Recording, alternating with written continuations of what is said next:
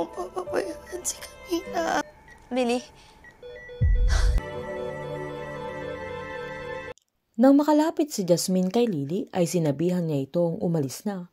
Sabay sinabihan niya si Iris na itigil na niya ang mga pinaggagawa niya, lalo't nasa labas ang Inlia, pero nanindigan si Iris na hindi siya susuko, na sinumbat ni Jasmine na alam niya ang hindi niya ito gagawin, kaya isusuko niya ang sarili niya sa kanya, pakawalan lang niya sila Lily at Camila.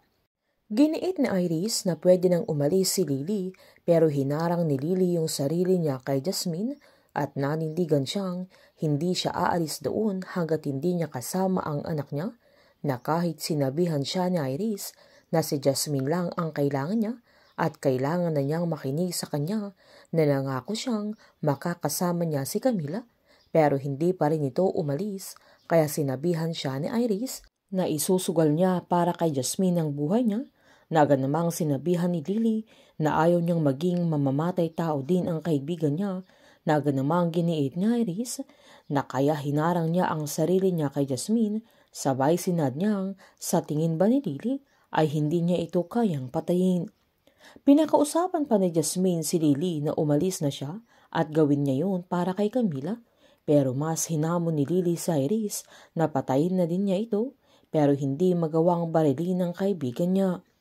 Sakto namang dumating si Tyrone, kung saan giniit at nakiusap siya kay Iris na tumigil na siya, nang saktong marinig nila yung pag-iyak ni Camila na tinatawag niya ang mami niya, kaya agad-agad lumabas si Iris na agad namang sinundan ni Tyrone at agad namang sinundan nila Jasmine at Lily sila Bito.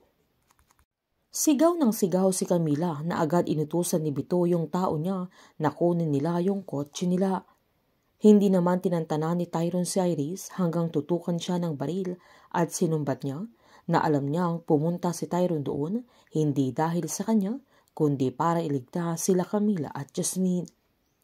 Humingi ng sorry si Tyrone na agad namang sinumbat ni Iris na dahil ba sa panluloko na naman niya sa kanya at sa pagpili niya kay Jasmine kesa sa kanya o dahil sa pagkamatay ng anak nila. Giniit ni Tyrone na alam niya kung gaano kahalaga yung baby, na agad namang sinabihan ni Iris na baby nila at sinumbat niyang bakit hindi niya masabi na baby nilang dalawa, na pinatay ito ni Jasmine, pero nanindigan si Tyrone na hindi pinatay ni Jasmine ang baby. Sabay giniit niyang tanggapin na nila na walang kasalanan si Jasmine sa pagkamatay ng baby nila. Mas nagalit si Iris na sinumbat niyang kasalanan lahat ni Jasmine kung bakit nawala si Tyrone sa kanya at kung bakit nawala pati baby nila. Nanindigan naman si Tyrone na walang ibang may kasalanan kundi silang dalawa at ang mas maganda nilang gawin ay tanggapin na nila at pagbayaran nila ang mga kasalanan na nagawa nila, pero mas tinutukan ulit ni Iris ng baril. Sabay sinabihan niya si Tyrone na siya muna ang pagbabayarin niya, pero hindi niya magawang barilin si Tyrone. Sinabihan pa ni Iris na sa huling pagkakataon ay tatanungin niya kung sinong pipiliin ni Tyrone, kung siya o si Jasmine, pero tinignan lang siya ni Tyrone, sabay tumakbo na ito nang may paparating ng mga tauhan nila Bito. Doble-doble ang sakit at paghihinagpis na Iris sa mga sandaling yan dahil tuluyan na siyang pinagpalit ni Tyrone kay Jasmine.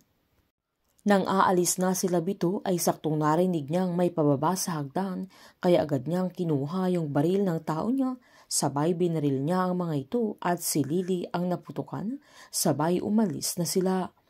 Agad sumigaw si Jasmine para humingi ng tulong, sabay pinalakas niya ang loob ni Lily na wag siyang bumitaw. Nang sakto namang dumating sila Tyrone at Eric kasama ang mga pulis, kaya agad-agad silang tumawag ng ambulansya. Nang nasa hospital na sila ay sinabihan ng doktor si Jasmine na ginawa na nila ang lahat para maging successful ang operasyon ni Lily, pero critical pa rin ito. Nang puntahan ni Jasmine si Lily sa ICU, ay binilin na ni Lily si Camila kay Jasmine hanggang malagutan ng hininga. Humagulgol si Jasmine sa sandaling yun dahil hindi niya lubos maisip na tuluyan nang mawawala si Lily sa buhay nila Camila. Sinubukan pang i-revive ng doktor pero tuluyan na itong namaalam at hindi na makikita pa ni Lily ang paglaki ng batang minahal niya na parang totoo niyang anak. Painit ng painit ang mga tagpo, sabay-sabay po nating subaybayan ang huling 3 gabi ng Lavender Fields dito lamang po sa aking channel. Patuloy lamang po manood at mag-subscribe para ma-update po kayo sa mga susunod na episode. Marami pong salamat.